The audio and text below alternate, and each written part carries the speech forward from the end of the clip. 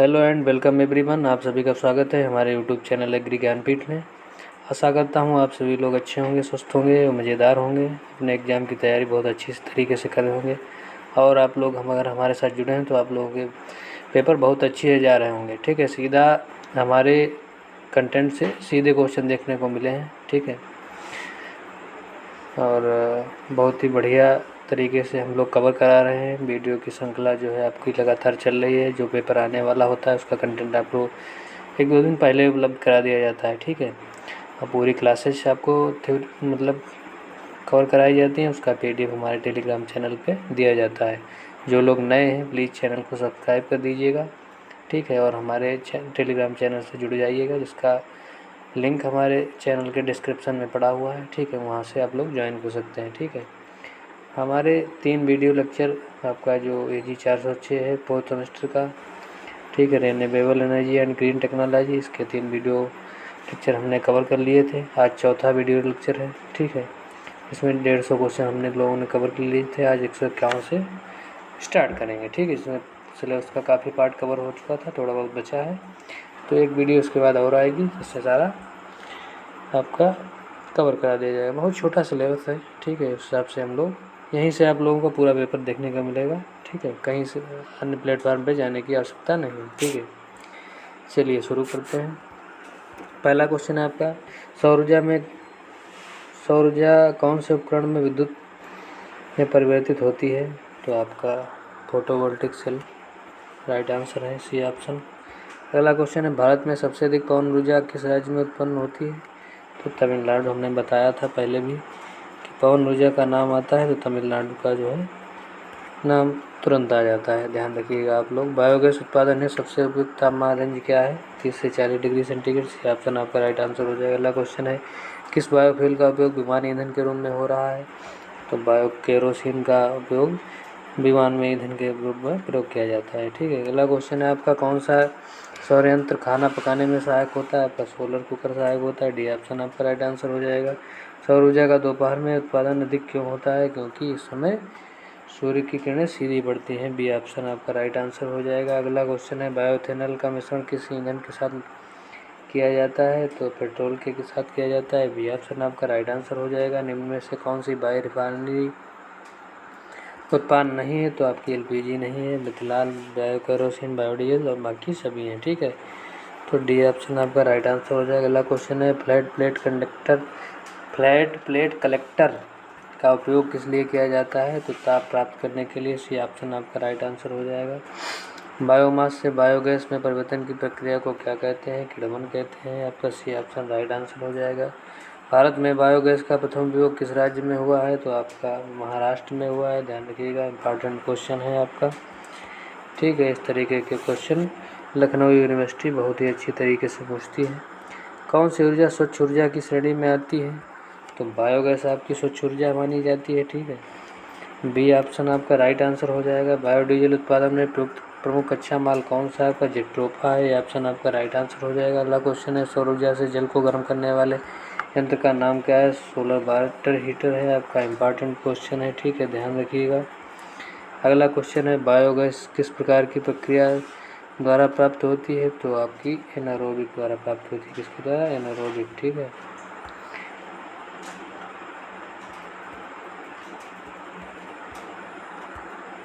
Anaerobic. ठीक है, important question है आपका। अगला क्वेश्चन है आपका, बायोगैस संयंत्र में कितनी गैसें पाई जाती हैं?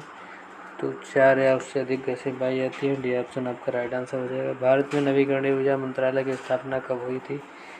तो आपकी जो है 1992 में हुई थी। इंपॉर्टेंट क्वेश्चन है, आप लोग ध्यान रखिएगा। ठीक है, अगला क्वेश्चन है आपका,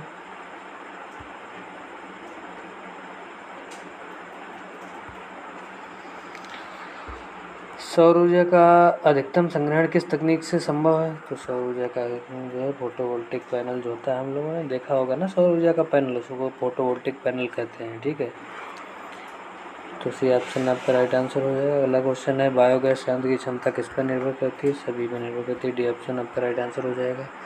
सौर कुकर में ताप बढ़ाने हेतु किसका प्रयोग किया जाता है? तो सभी का प्रयोग किया जाता है। परावर्तक दर्पण है, ब्लैक बॉक्स है, कांच का ढक्कन है। ठीक है, अगला क्वेश्चन है फोटोवोल्टिक सेल किस सिद्धांत पर कार्य करता है, तो आपका फोटो इलेक्ट्रिक प्रभाव के सिद्धांत पर आपका कार्य करता है, सी ऑप्शन राइट आंसर हो जाएगा। अगला क्वेश्चन है कौन सा बायोफ्यूल डीजल का विकल्प बन सकता है, कौन सा जो बन सकता है, बायोडीजल बन सकता है।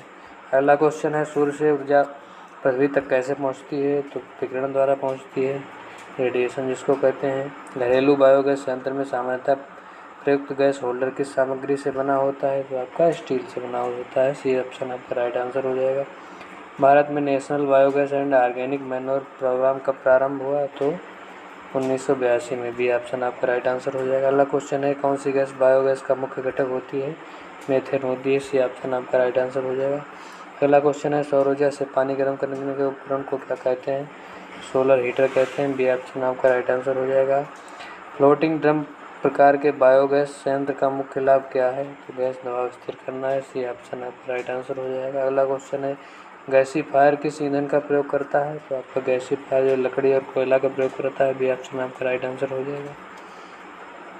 भारत में सौर ऊर्जा अनुसंधान का प्रमुख केंद्र कहाँ स्थित है, तो जोधपुर में स्थित है, डी ऑप्शन आपका राइट आंसर हो जाएगा। अगला क्वेश्चन है सौर कुकर में किस वस्तु का उपयोग ऊष्मा बढ़ाने के लिए किया जाता है, तो सभी का किया जाता है, एल्युमिनियम फॉयल, कांच का ढक्कन, ब्लैक पेंट, सभी का किया जाता है, डी ऑप्शन आपका राइट आंसर हो जाएगा। बायोएथेनॉल को ईंधन में मिलाने की अधिकतम सीमा भारत सरकार द्वारा क्या है, तो 20% है, सी ऑप्शन आपका राइट आंसर हो जाएगा। अगला क्वेश्चन है सौर पौंड किसके संग्रहण हेतु प्रयुक्त होता है, तो सौर पौंड जो है आपका ऊर्जा के संग्रहण के लिए प्रयुक्त होता है, सी बी ऑप्शन आपका राइट आंसर हो जाएगा। कौन सी तकनीक बायोमास से ऊर्जा प्राप्त करने के लिए उपयुक्त नहीं है, तो गैसिफिकेशन नहीं है, बी ऑप्शन आपका राइट आंसर, इलेक्ट्रिफिकेशन नहीं है, सी ऑप्शन आपका राइट आंसर हो जाएगा। सौर ऊर्जा का उपयोग किन किस क्रियाओं में किया जाता है, तो डी ऑप्शन आपका राइट आंसर हो जाएगा, सिंचाई, सुखाना, रोशनी सभी में किया जाता है। अगला क्वेश्चन है आपका बायोडीजल उत्पादन के लिए ट्रांसएस्टरीफिकेशन प्रक्रिया में प्रयुक्त उत्प्रेरक कौन सा है, तो सभी हैं, ठीक है, अम्ल, क्षार, एंजाइम सभी हैं, डी ऑप्शन आपका राइट आंसर हो जाएगा। अगला क्वेश्चन है कौन सा बायोफ्यूल तरल रूप में उपलब्ध होता है, तो बायोडीजल उपलब्ध होता है, सी ऑप्शन आपका राइट आंसर हो जाएगा। बायोगैस संयंत्र का कौन सा हिस्सा गैस संग्रह करता है, तो गैस होल्डर करता है, सी ऑप्शन आपका राइट आंसर हो जाएगा आपका।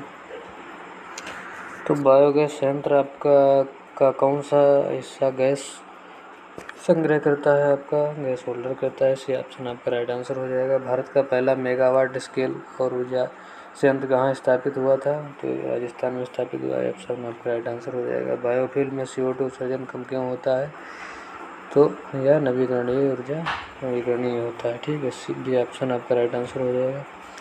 अगला क्वेश्चन है सौर पैनल में प्रयुक्त प्रमुख अर्धचालक क्या है, बी है आपका सिलिकॉन है, ठीक है, बी ऑप्शन आपका राइट आंसर हो जाएगा। अगला क्वेश्चन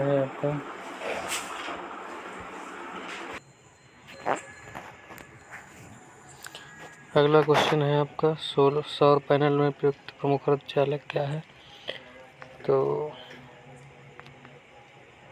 यहाँ शुरू करते हैं। बायोफ्यूल में CO2 उत्सर्जन क्यों कम होता है, तो यह जो है यह नवीकरणीय होता है, इसलिए इसी ऑप्शन आपका राइट आंसर हो जाएगा। अगला क्वेश्चन है आपका सौर पैनल में प्रयुक्त प्रमुख अर्धचालक क्या है, तो सिलिकॉन है, बी ऑप्शन आपका राइट आंसर हो जाएगा। अगला क्वेश्चन है बायोगैस संयंत्र में किण्वन कौन कौन से बैक्टीरिया करते हैं, तो एनारोबिक करते हैं, ठीक है, हवाई भी इनको कहते हैं।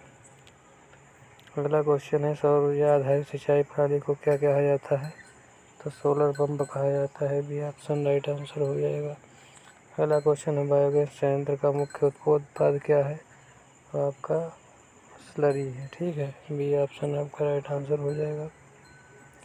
किस बायोफ्यूल का फ्लैश पॉइंट सबसे अधिक होता है, तो बायोडीजल का होता है, बी ऑप्शन आपका राइट आंसर हो जाएगा।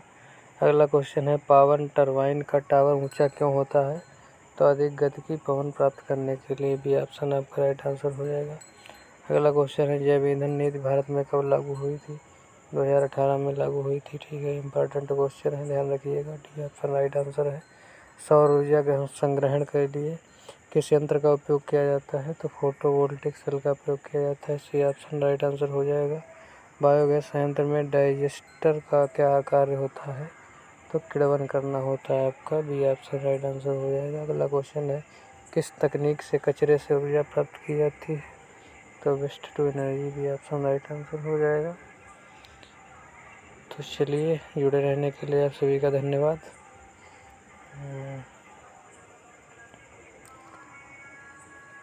अगर आप लोग नए हैं, जिन्होंने चैनल नहीं सब्सक्राइब किया है, तो हमारा एग्री ज्ञानपीठ से यूट्यूब चैनल सब्सक्राइब कर लीजिए। आपको पूरा कंटेंट यहीं देखने को मिल जाएगा, सभी सेमेस्टर का, लखनऊ यूनिवर्सिटी के जितने सेमेस्टर, सम सेमेस्टर इवन जिनके एग्ज़ाम चल रहे हैं।